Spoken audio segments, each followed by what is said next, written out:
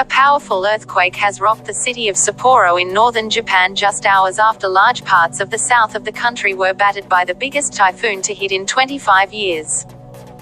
The magnitude 6.7 quake struck 70 miles south of Sapporo on the island of Hokkaido, according to the U.S. Geological Survey, USGS.